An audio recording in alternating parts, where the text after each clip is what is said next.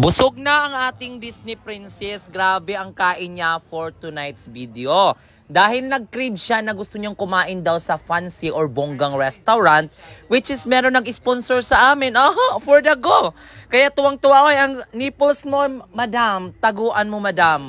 O, di ba ang ganda ng atake niya. Tawang-tawa ako sa outfit niya. Tinatanong ko, parang feeling ko kasi yung atake niya, yung clothing niya is skin tone. Parang pangloob lang talaga.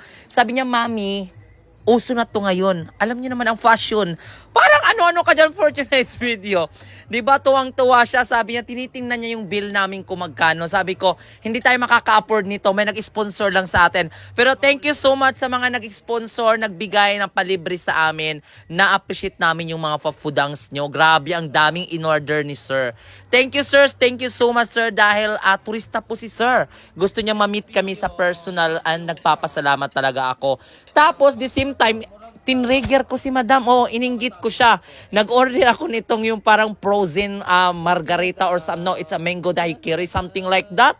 Sabi ko, this is with alcohol. Pero nakakita ko ng chupapi. Gwapong-gwapo talaga ako sa kanya. Diyos ko, Lord, tabang! Hoy, for the go! Woo! O, diba? Tinitikman ko ang tingin si Madam Aura sa akin. Sabi ni Madam, Mami, gusto ko rin mag-order ng ganyan yung social. Sabi ko, hindi to pwede sa'yo kasi with the alcohol. So, hindi allowed.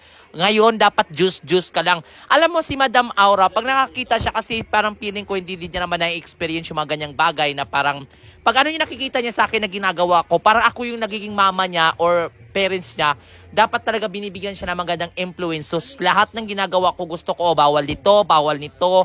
Pinag-aralan ko siya, ang sinasabi ko sa kanya na, next time, pag meron tayong bisita, something ganon, dapat we need to be approachable or very friendly. Kung mag-uusap ang mga matanda, bawal magsalita, mag-join kasi nga usapang matanda. Nakikinig naman siya.